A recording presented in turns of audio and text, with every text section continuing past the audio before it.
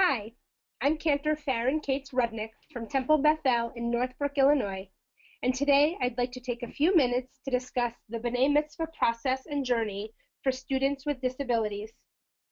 The B'nai Mitzvah journey may be daunting for anyone, both student and parent alike, but going through the process while having a disability may elevate the most challenging and fear-inducing pieces of the process. Truthfully, the B'nai Mitzvah process is just that, a process. It's not about the destination, a party celebrating an achievement, or even the service itself. Rather, it's about learning and growing and taking one's place within the community. When looked at from the perspective of the passage and all the small but wonderful pieces that go into the passage, the B'nai Mitzvah journey can be realized for anyone, regardless of ability level.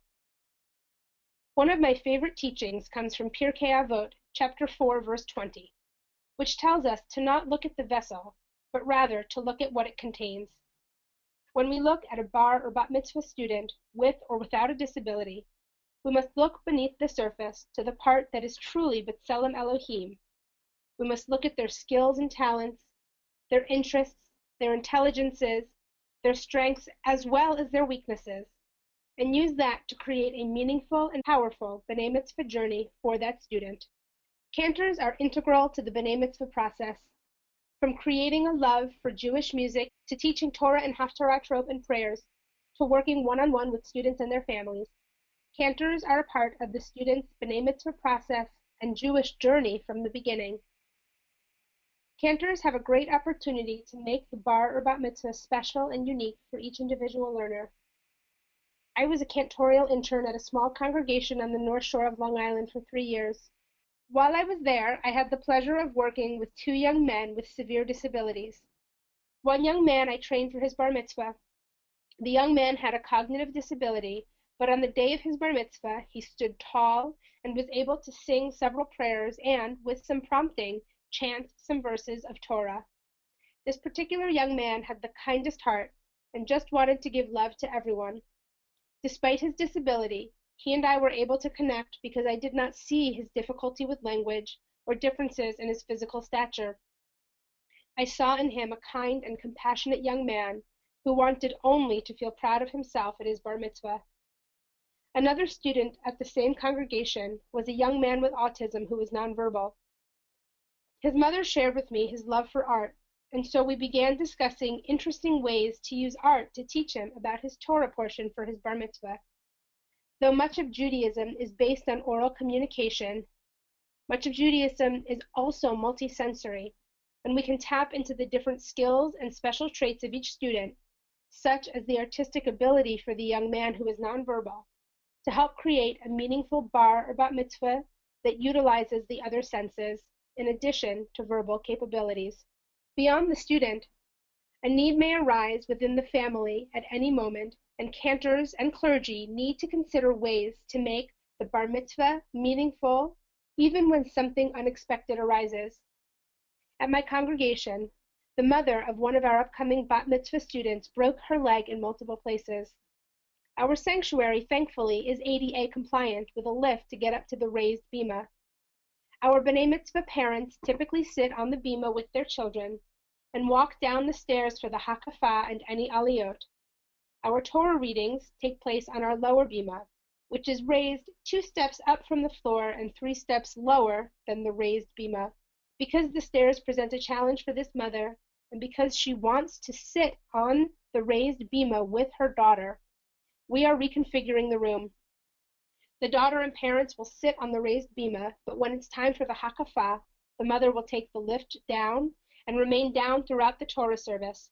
The lower bima, thankfully, is movable and will be removed, so the mother will not have to battle even the 2 smaller stairs, but rather will be able to use her crutches to go only a few steps and remain on floor level. When the Torah is put away, she will take the lift back and return to her seat next to her daughter. While this may not sound like a big change, for the family it is huge. It allows the mother to feel like she is a part of her daughter's bat mitzvah in the same way as every other parent, while also allowing her to feel safe while she is participating. A disability can occur at any moment for anyone, and when that happens, it's important to remember that sometimes little changes go a long way. Let's take a step back for a moment. There are several things that should happen before the big day arrives, or even before the cantor or tutor begins to formally work with the student and family. If there is not already in place an alternative option in your religious school, some of your B'nai Mitzvah students with disabilities may not be students who have attended the religious school, as these are students who may not thrive in a traditional classroom setting. However, if your student is someone who has been a part of your religious school, talk with the religious school director, with teachers, with classroom aides, and most importantly, the parents and the student. Learn about what has been most successful for the student and what has presented challenges and why. Ask about the student's interests and hobbies. You may be able to utilize those interests in training the student. Get to know the student beyond his or her disability. Remember, look not at the vessel, but at what it contains. It is within those contents that you'll best get to know your student and best get to learn what will help to create a positive and successful bar or bat mitzvah process. Once the cantor and the clergy team have gotten to know the student and their family, they can begin discussing the many ways in which to make the ceremony special for the student and family. Is this a child with anxiety? Should we consider a different prayer space and not the large sanctuary? Is this a child who is unable to read Hebrew fluently, but really connects with music and will be able to learn through recordings and perhaps kinesthetic learning? Is this student dyslexic? And is there a way to help the student feel more comfortable with Hebrew through different decoding, flashcards, and a new approach to Hebrew? Is this a child who is hearing, but whose parent is deaf? Can he or she sign one of the Torah readings in addition to chanting? Is the student nonverbal, but understanding of the themes of the Torah portion? If yes, can the student create a book, or use art, or use technology to depict his or her understanding? Are there physical barriers in the sanctuary that may create challenges for the student or family members? Are there alternative spaces in the building, or a way to change the room setup so that it is conducive to the family's needs? What other technologies can we incorporate to create a meaningful prayer experience for the family? Can we use visual tefillah? Can the student use technology such as a voice machine or a computer keyboard to speak to the congregation? What are the ways that we can best facilitate a positive B'nai Mitzvah experience for the needs of the student and family? As clergy, we don't always have a lot of extra time on our hands, but going the extra mile may help to make the B'nai Mitzvah process easier for the student and their family.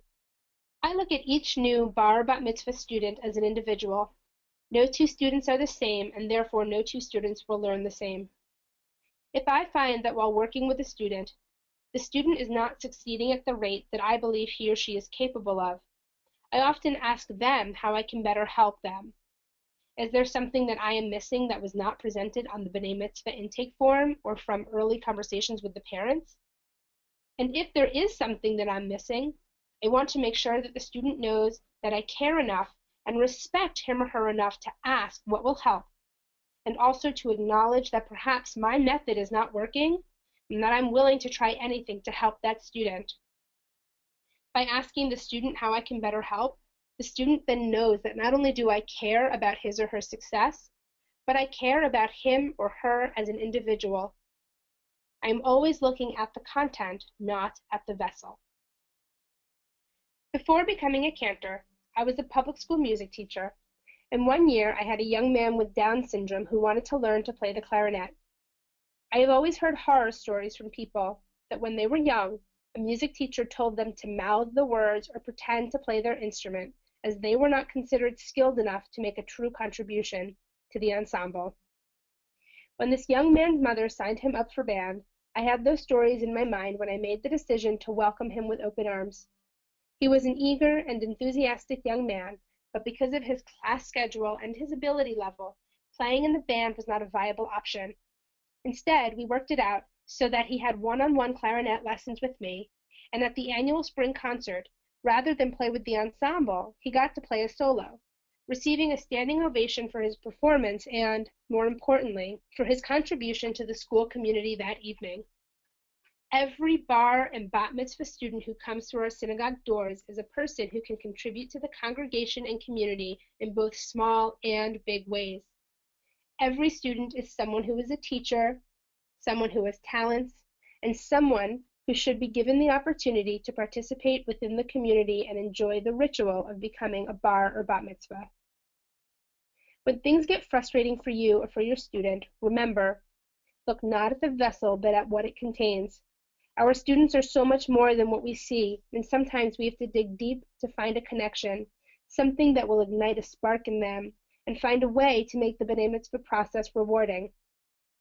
We must make room to welcome all our students into the community, even those whose bar or bat mitzvah may look anything other than traditional. We must think outside the box to make the B'nai Mitzvah a journey for all who wish to participate in the community. And we must make sure that the doors to our synagogues are wide enough to welcome the changes that may come from rethinking the B'nai Mitzvah process and ceremony for those with disabilities. And most importantly, we must make sure the doors to our synagogues are wide enough to welcome those with disabilities into the community to take their place as a Jewish adult. If you have any questions, please feel free to contact me.